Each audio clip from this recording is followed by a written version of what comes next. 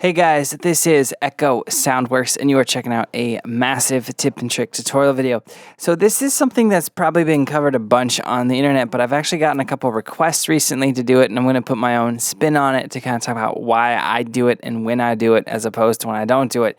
And we're going to be talking about the little boxes in Massive that say SC or for sidechain, these sidechain inputs, because I think these confuse some people, and I think some people are like, well, when do you use them? So I don't want to get into the whole technical side of it of what they do. I want to kind of get into the why they're easy to use and why they're helpful when you're making sounds. So really what a sidechain input is in Massive is it's a way so you can set up a really easy definable macro to control a modulation. That's the easiest way to kind of look at, and that's the most common way you're going to be using it. So for instance, on this sound right now, if I turn off the LFOs, we just have like a saw sound.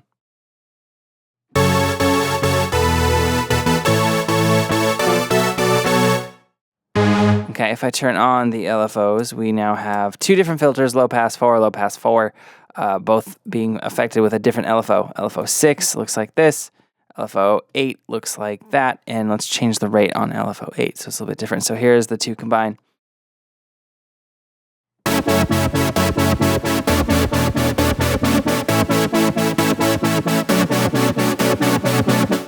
Okay, so let's say I wanted to create an easy way. So in my song, let's say I record a track of what I just played, and I want to be able to quickly and easily automate or change some of this modulation, which is coming via the LFOs, 6 and 8 onto the cutoff.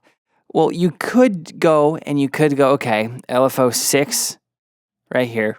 Let's create a macro let's create like macro 4 and make it be like the on and off switch essentially for that. And then you're going to have to go to another macro, depending on how you want to set up, or the same one, and then have that turn off the macro of the amp of that LFO. Well, the sidechain input allows you to say, hey, Massive, I want you to control these parameters with this sidechain. I'm kind of plugging it into this control. So let's do that right now.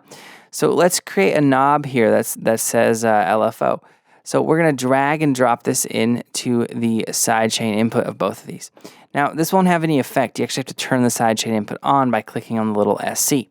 Now, the parameter that you're routing into it, you can either route in a positive way or a negative way. So if it's going upwards, it's going to kind of act like an on and off switch if you have a positive depth of modulation. And if you have it down, it's kind of going to work like an off switch. So let's have it go up. So we want to turn on the LFO. So right now, so see the difference? If I turn these off here, right, we have the LFO. Okay, if I turn on the sidechain input, which is macro 3, just by turning them back on by hitting Alt, I didn't change any of the modulation depth, right? I just have the LFO, the macro 3 sidechain input keyed into the LFO 6 and 8 in the cutoff of filter 1 and 2. It's actually active. So as I turn this up,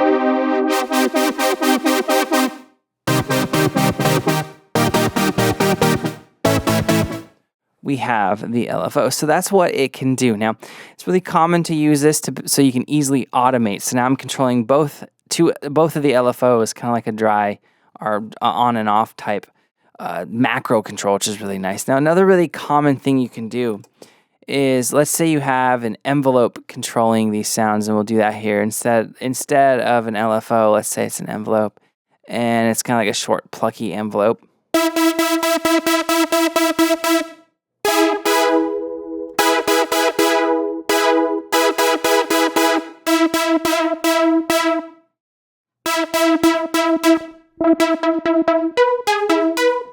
Okay, let's say it's like that type of sound.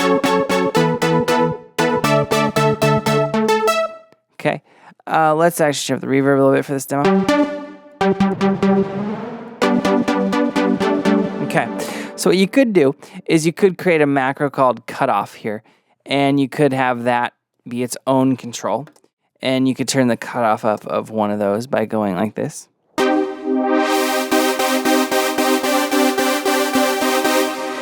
So listen to how that sounds. But let's turn that into a sidechain control. Now, this is in effect, if we turn the sidechain control off, here we can still hear sound. Right, sidechain control on, we're going to hear a lot less sound. And what's going to happen is, instead of it opening up the frequencies all the way, like we just did when we were using macro 2 as just a way to control the cutoff frequencies, it's only going to open up the filter as high as that envelope modulation is, or as to the maximum point of its depth of modulation. So let's turn that sidechain control off. It's off. So now macro 2 is literally just like me going like this with this knob. Listen. Okay, we'll do it with macro 2. Right, but we activate the sidechain input, and now there's hardly any sound. Turn up the macro. It just goes up to that point. So I use the sidechain input a lot on like plucky basses, on plucky sounds, or I use it a lot on leads, that sort of stuff, because it's a really nice way to control it. And a lot of times when I'm making the macros for it, for preset, if it's like meant to not be like a really bright, open, big preset, this allows me to control the point at which the modulation depth is going to go, because it's dependent off of the depth of the previous modulation, like with the envelope or the LFO. Now you can use sidechain inputs pretty much anywhere massive. You can use them with reverb. You can use them with the pitch control. I like using it with reverb sometimes with like a long attack time. Turn down the level. Right, we'll pop this in here. So now this dry wet control down here for the reverb, it's going to have a little bit of a different flavor.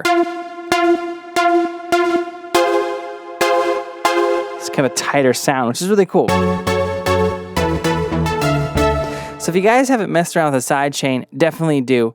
I know there are some other videos on the ADSR network, but I was getting some questions about this, and I thought I'd just do a refresher, kind of talk about when I use it and why I use it, and just get a little bit of the layman's terms of what it is. If you have any questions or comments, let me know below, and I'll get back to you as soon as I can. Like I said at the beginning of the video, I'm Echo Soundworks. Thank you so much for watching, guys. I'll see you next time.